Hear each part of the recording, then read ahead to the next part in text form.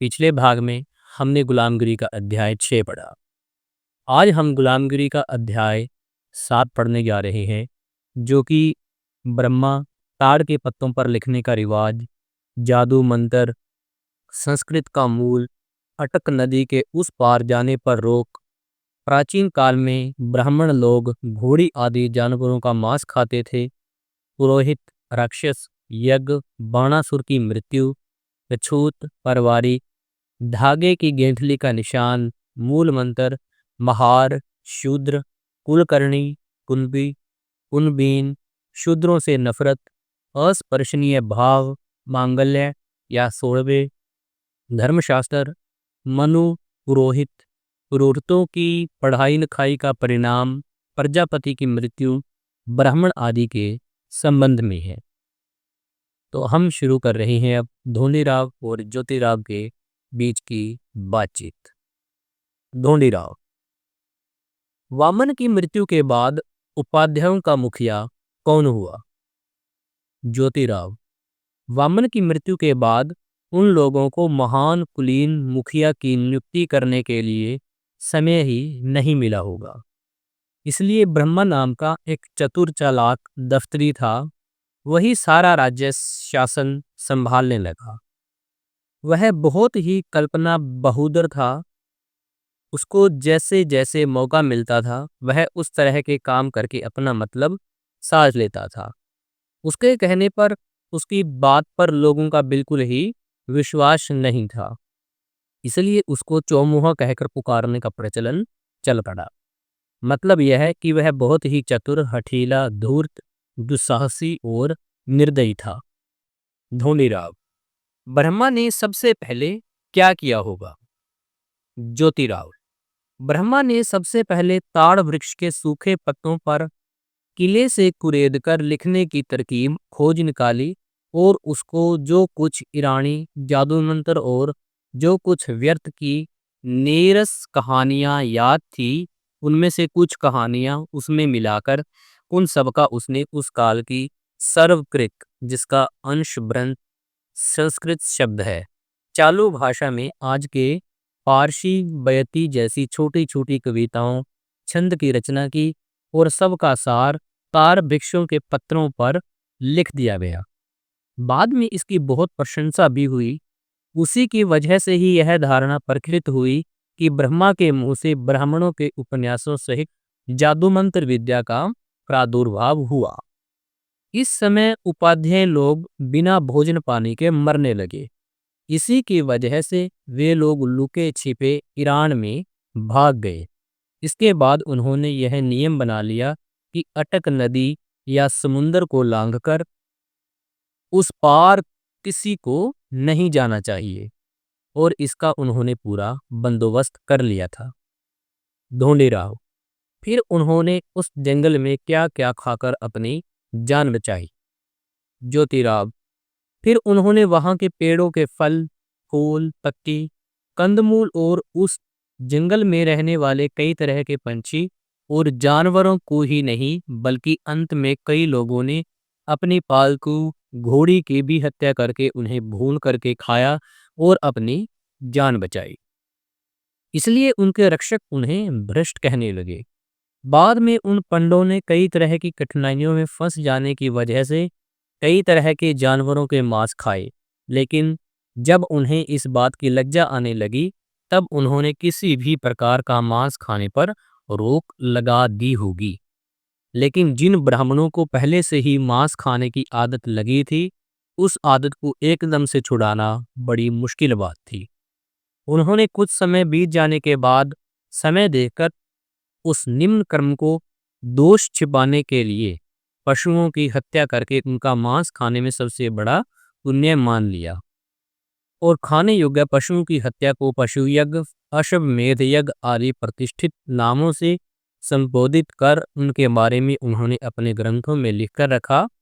उसमें उन्होंने यज्ञों का पूरी तरह से समर्थन किया।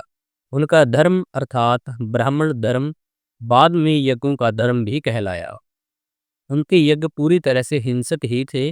बिना हिंसा के वैदिकों का ब्राह्मणों का यज्ञ होता ही नहीं था। धोनीराव। बाद में ब्रह्मा ने क्या किया? ज्योतिराव, बाद में बलि राजा का पुत्र बाणासुर मरने के बाद उसके राज्य में कोई मुखिया नहीं रहा। प्रजा पर जो नियंत्रण था वह भी ढीला पड़ गया। जिधर देखिए उधर बेबसी का वातावरण था। हर कोई अपने आप को राजा समझकर चला जा रहा था। सभी लोग ऐशो आराम की जिंदगी में पूरी तरह से मशगूल थे। यही सुनहरा उचित समय समझकर ब्रह्मा ने अपने साथ उन सभी भूख से त्रस्त व्याकुल ब्राह्मण परिवारों को, जिसका अपभ्रंश आज परिवारी है, लिया है। फिर उसने राक्षसों पर रक्षक, जो अब्राह्मणों के यहाँ के मूल निवासियों के रक्षक थे, उन्हें राक्षस कहा गया होगा। राक्षस शब्द मूलतः रक्षक अर्थात रक्षण करने वाला होना चाहिए। रात में एकाएक हमला बोल दिया और उनकी पूरी तरह से विनाश किया। बाद में उसने बर्णासुर के राज्य में घुसने के पहले इस तरह सोचा होगा कि आगे न जाने किस तरह की मुसीबत अपने पर आ जाए और हम सभी को इधर उधर तितर बितर होना पड़े। उसमें हमको अपने अपने परिवारों को पहचानने में कठिनाई हो जाएगी, लेकिन तितर बितर होने के बाद भी हम अपने अपने परिवार के लोगों को पहचान सके। इसलिए ब्रह्मा ने अपने परिवारों के सभी लोगों के गले में एक एक सफेद धागों से बने रस्से का, अर्थात जाति निर्देशित निशान, मतलब जिसको आज ब्राह्मण लोग ब्रह्मसूत्र जनेऊ कहते हैं, उसको उसने हर ब्राह्मण के गले में पहना दिया। उस जनेऊ के लिए उसने उनको एक जाति निर्देशिक मूल मंत्र दिया, जिसको गायत्री मंत्र कहा जाता है। उन पर यदि किसी भी प्रकार की मुसीबत आई, तब भी उन्होंने उस गायत्री मंत्र को क्षत्रियों को नहीं बताना चाहिए, इस तरह की शपथ दिलाई। इसी की वजह से ब्राह्मण लोग अपने अपने परिवार के लोगों को आपस में बड़ी आसानी से पहचान कर अलग अलग करने लगे।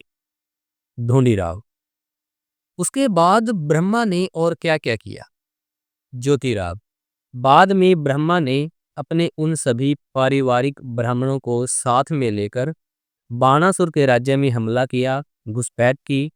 फिर उसने वहां के कई छोटे बड़े सरदारों के हौसले नाउम्मीद कर दिए। उसने अधिकांश भूक्षेत्र अपने अधिकार में ले लिया और उनमें जो लोग युद्ध में कमर कसकर लड़ने वाले महाअरी, आज उस शब्द का अपभ्रंश रूप महार है, क्षत्रियों के अलावा जो लोग उसकी चंगुल में आ गए, उनका सब कुछ उसने छीन लिया था। बाद में उसने सत्ता की गर्मी में उन सबको शूद्र लोग, जिसका अपभ्रंश शब्द शूद्र है, अपने गुलाम बनाए। उसने उनमें से कई लोगों को गुलाम स्वरूप सेवा के लिए अपने लोगों के घर घर बांट दिया था। शेष शूद्रों की उसने गांव गांव में एक एक ब्राह्मण सेवक भेजकर उनके द्वारा भू क्षेत्र विभाजन करवाया और उन सभी शूद्रों को कृषि कार्य करने के लिए मजबूर किया। उसने इन कृषक शूद्रों को जिंदा रहने के लिए जमीन की उपज का कुछ हिस्सा स्वयं लेकर शेष भाग इन स्वामियों को दे देने का नियम बनाया। इसी की वजह से उस ग्राम सेवक ब्राह्मण कर्मचारी का नाम कुलकर्णी, जिसका अपभ्रंश शब्द है कुलकर्णी, हो गया। और उसी प्रकार उन शूद्र कुलों का किसान नाम कुलवाड़ी, जिसका अपभ्रंश शब्द है कुलंबी, कुड़म्बी या कुणबी, हो गया। लेकिन उन दास कुणबियों की औरतों को हमेशा ही खेती का काम नहीं मिल पाता था। उनको कभी कभी कोई न कोई बहाना बनाकर ब्राह्मणों के घर का काम करने के लिए मजबूर होकर ही क्यों न सही, लेकिन जाना पड़ता था। इसलिए कुणबी और दासी, इन दो शब्दों में कोई अर्थ भिन्नता नहीं दिखाई देती। उक्त प्रकार के बुनियादी आधार के अनुसार बाद में सभी ब्राह्मण दिन ब दिन मस्ती में आकर शूद्रों को इतना नीच मानने लगे कि उसके संबंध में यदि सारी हकीकत लिखी जाए तो उसका एक अलग से ग्रंथ हो ही जाएगा। इस तरह की कुछ बातें आज भी समाज में प्रचलित हैं। ग्रंथ विस्तार के डर से उन बातों की चर्चा यहाँ मैं संक्षेप में ही कर रहा हूँ। उसी प्रकार आज कल के ब्राह्मण भी, चाहे फिर वे झाड़ू लगाने वाले मातंग महारों ही तरह अनपढ़ ही क्यों न हो, भूखे मरने लगे, इसलिए जो नहीं करना चाहिए वह नीच कर्म करने पर आमादा हुई है। वे लोग पाप पुण्य की कल्पना का किसी भी प्रकार का विधि निषेध नहीं रखते थे और अज्ञानी शूद्रों को अपने जाल में फंसाने के लिए हर तरह की तरकीबें खोजते रहते हैं। अंत में उनका बस न चलता, तब वे शूद्रों के दरवाजे दरवाजे पर धर्म के नाम पर भीख मांगकर जैसे तैसे अपना पेट पालते हैं, लेकिन शूद्रों के घर नौकर या सेवक बनकर उनके खेत के जानवरों की देखभाल करने के लिए राजी नहीं होंगे। जानवरों के कोठे में पड़े गोबर को उठाने के लिए, कोठे की साफ सफाई करने के लिए, गोबर की टोकनी सर पर उठाने के लिए तैयार नहीं होंगे। गोबर को टोकनी में उठाकर गड्ढे में डालने के लिए तैयार नहीं होंगे। वे लोग किसान के खेत में हल जोतने के लिए मोट चरसी को जोतकर खेतों को, फल सब्जियों के बागों को पानी देने के लिए तैयार नहीं होंगे। वे लोग खलिहान में काम करने के लिए राजी नहीं होंगे। वे लोग खेतों की कूड़े करकट की बंडी जोतकर खेतों पर डालने के लिए राजी नहीं होंगे। वे लोग खेतों को खोदने, कुदाली फावड़ा चलाने के लिए राजी नहीं होंगे। वे लोग खेतों में हंसिया से घास काटकर बैलों के लिए खेत से घास सिर पर ढोने के लिए तैयार नहीं होंगे। वे लोग रात में हाथ में लठ लेकर खेत की रखवाली करने के लिए रात रात भर खेतों की देखरेख करने के लिए राजी नहीं होंगे। वे लोग किसी भी प्रकार का शारीरिक श्रम करने के लिए शर्माते हैं। वे लोग शूद्र के घरों में नौकर बनकर उनकी घोड़ियों की साफ सफाई करने के लिए, घोड़ियों को दाना खिलाने के लिए, घोड़ों के आगे पीछे दौड़ने के लिए शर्माते हैं। वे लोग शूद्रों की जूतियों को बगल में दबाकर संभाल कर रखने के लिए राजी नहीं होंगे। वे लोग शूद्रों के घर की साफ सफाई करने के लिए, उनके घर के झूठे बर्तनों की साफ सफाई करने के लिए, उनके घर की लालटेन साफ करने जलाने के लिए तैयार नहीं होंगे। वे लोग शूद्रों के घर का लिपा पोती का काम करने के लिए तैयार नहीं होते। वे लोग रेलवे स्टेशनों पर, बस स्टेशनों पर, माल धक्के पर कुली कबाड़ी का काम करने के लिए शर्माते हैं। उसी प्रकार ब्राह्मण औरतें शूद्रों की नौकरानियां होकर शूद्रानियों को नहलाएंगी नहीं, उनके बाल कंघी नहीं कर देंगी। उसी प्रकार ब्राह्मण औरतें शूद्रों के घर साफ सफाई का काम नहीं करेंगी, शूद्रानियों के लिए बिछाना नहीं लगा के देगी, उनकी साड़ियाँ, उनके कपड़े धोने के लिए राजी नहीं होंगी, उनकी जूतियाँ संभालने के लिए तैयार नहीं होंगी, शर्माती हैं।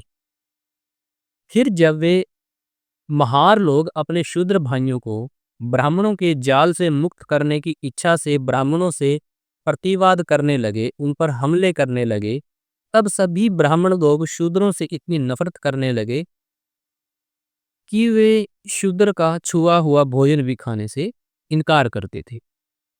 उसी नफरत की वजह से आजकल के ब्राह्मण शूद्रों द्वारा छुआ हुआ भोजन तो क्या, पानी भी नहीं पीते। किसी शूद्र के द्वारा छुई हुई कोई भी वस्तु नहीं चाहिए, इसलिए ब्राह्मणों ने मांगलिक होने की संकल्पना को जन्म दिया। उनमें यह रिवाज आम हो गया। फिर अधिकांश शूद्र विरोधी ब्राह्मण ग्रंथकारों ने दूसरों की बात छोड़िए, अपने मन की थोड़ी लज्जा नहीं रखी। उन्होंने मांगलिक होने के रिवाज का इतना महत्व बढ़ाया कि मांगलिक ब्राह्मणों को किसी शूद्र का स्पर्श होते ही वह अपवित्र, नापाक, अमांगलिक हो जाता था। इसके समर्थन के लिए उन्होंने धर्मशास्त्र जैसी कई अपवित्र, भ्रष्ट किताबें लिखी हैं। ब्राह्मणों ने इस बात की भी पूरी सावधानी रखी कि शूद्रों को किसी ने भी बिल्कुल पढ़ना लिखना नहीं सिखाना चाहिए, उन्हें ज्ञान ध्यान नहीं देना चाहिए, क्योंकि कुछ समय बीत जाने के बाद शूद्रों को अपने बीते हुए काल के श्रेष्ठ तप की स्मृतियाँ हो गई। तब वे कभी न कभी अपने छाती पर नोचने के लिए किसी भी प्रकार की कसर बाकी नहीं रखेंगे, अपने खिलाफ बगावत करेंगे, विद्रोह करेंगे। इसलिए उन्होंने शूद्रों को पढ़ने लिखने से, ज्ञान ध्यान की बातों से दूर रखने का पूरा षड्यंत्र रचा था। उन्होंने अपने धर्मशास्त्रों में शूद्रों के पढ़ने लिखने के खिलाफ विधान बनाया। उन्होंने इतना ही नहीं, बल्कि कोई ब्राह्मण धर्म ग्रंथ का अध्ययन कर रहा है तो उसके अध्ययन का एक शब्द भी शूद्रों के कान तक नहीं पहुंचना चाहिए। इस बात की भी पूरी व्यवस्था की थी और इस तरह का विधान भी उन्होंने अपने धर्मशास्त्रों में लिख रखा था। इस बात के कई प्रमाण मनुस्मृति में मौजूद हैं। इसी आधार पर आजकल के मांगलिक ब्राह्मण भी उस तरह की अपवित्र भ्रष्ट किताबों को शूद्रों के सामने नहीं पढ़ते। लेकिन अब समय में कुछ परिवर्तन आ गया है। अब जबकि ईसाई समझी जाने वाली अंग्रेज सरकार की दाद से शिक्षा विभाग के पेटू ब्राह्मणों को अपने मुंह से यह कहने की हिम्मत ही नहीं होगी कि हम शूद्रों को पढ़ना लिखना नहीं सिखाएंगे, फिर भी वे लोग अपने पूर्वजों का लुच्चापन, हरामखोरी लोगों के सामने रखने की हिम्मत नहीं दिखाएंगे। उनमें आज भी यह हिम्मत नहीं कि शूद्रों को यही समझ देकर अपने पूर्वजों की गलतियों को स्वीकार करें और अपना अवास्तविक महत्व न बताएं। उनको आज भी अपने झूठे इतिहास पर फिजूल गर्व है। वे स्कूलों में शूद्रों के बच्चों को सिर्फ चाल चलाऊ व्यवहारिक ज्ञान की बातें भी नहीं पढ़ाते, लेकिन वे शूद्रों के बच्चों के मन में हर तरह का फालतू देश अभिमान, देश गर्व की बातें पढ़ाते रहते हैं और उनको पक्के अंग्रेज राजभक्त बनवाते हैं। फिर वे अंत में उन शूद्रों के बच्चों को शिवाजी जैसे धर्म भोले अज्ञानी शूद्र राजा के बारे में गलत सलत बातें सिखाते रहते हैं। शिवाजी राजा ने अपना देश मल्लेच्छों से मुस्लिम मुक्त करवाकर गो ब्राह्मणों का कैसे रक्षण किया आदि के संबंध में झूठी मनगढ़ी कहानियां पढ़ाकर उनमें खोखले स्वधर्म ब्राह्मण धर्म के अभिमानी बनाते हैं। ब्राह्मणों के इसी षड्यंत्र की वजह से शूद्र समाज की शक्ति के अनुसार वे बड़ी बड़ी जोखिम के काम करने के लिए लायक विद्वान नहीं बन पाते। इसका परिणाम यही होता है कि सभी सरकारी विभागों में ब्राह्मण कर्मचारी अधिकारियों की ही भीड़ समा जाती है। सभी सरकारी सेवाओं का लाभ इन्हीं ब्राह्मणों को मिल जाता है और शूद्र समाज के लोग इन सरकारी नौकरियों में, सरकारी सेवाओं में न आ पाए। इसलिए इतनी सफाई से, चतुराई से जुर्म ज्यादतियां करते हैं कि यदि इस संबंध में पूरी पूरी हकीकत लिखी जाए तब तो कलकत्ते में नीर की खेती बागानों में काम करने वाले मजदूरों पर अंग्रेज लोग जो जुल्म करते हैं वह 1000 में एक अधन्ना भी नहीं भर पाएगा। अंग्रेजी राज में भी चारों ओर ब्राह्मण के हाथ में नाम मात्र के लिए टोपी वाले सत्ता होने की वजह से अज्ञानी और शूद्र रैयत को ही नहीं बल्कि सरकार को भी नुकसान पहुंचाते हैं और वे लोग इसके आगे सरकार को नुकसान नहीं पहुंचाएंगे, इसके बारे में निश्चित रूप से कुछ भी नहीं कहा जा सकता। ब्राह्मणों के इस व्यवहार के बारे में सरकार को भी जानकारी है, फिर भी अंग्रेज सरकार अंधे का स्वांग लेकर केवल ब्राह्मण अधिकारी कर्मचारियों के कंधे पर अपना हाथ रखकर उनकी नीति से चल रही है। लेकिन अंग्रेज सरकार को ब्राह्मणों की इस नीति से गंभीर खतरा पैदा होने की संभावना है, इस बात को कोई नकार नहीं सकता।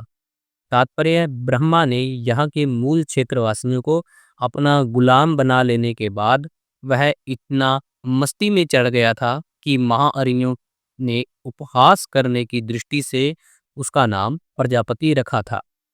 यह तर्क निकाला जा सकता है, किंतु ब्रह्मा के बाद आर्य लोगों का मूल नाम भट्ट लुप्त हो गया और बाद में उनका नाम ब्राह्मण हो गया। परिच्छेद 7 का अंत यहीं पर होता है और हमने देखा कि किस प्रकार शूद्रों का जन्म हुआ और ब्राह्मण लोगों ने किस प्रकार शूद्रों से नफरत की, उन्हें अपना गुलाम बनाया और गुलाम बनाने के साथ साथ किस प्रकार शूद्रों से वे नफरत करने लगे, उनके छूने भर से ही उनका धर्म भ्रष्ट होने लगी था।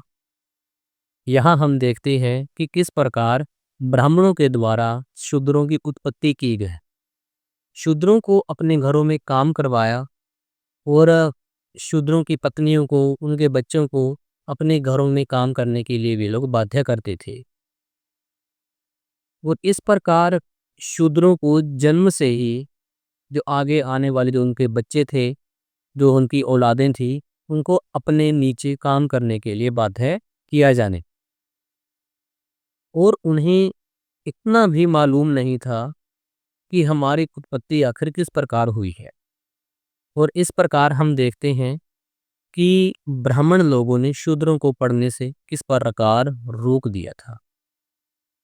उन्हें ज्ञान का अधिकार बिल्कुल भी नहीं दिया। और यदि कोई शूद्र आदमी किसी ब्राह्मण के मुंह से कोई मंत्र सुन भी लेता था या फिर कोई ज्ञान की बात सुन भी लेता था, तो कहा जाता है कि उसके कानों में शीशा पिघलाकर डाल दिया जाता था। इतनी जातियों के बाद इन लोगों को समझ आई और इन्होंने अपना विद्रोह करना शुरू कर दिया था।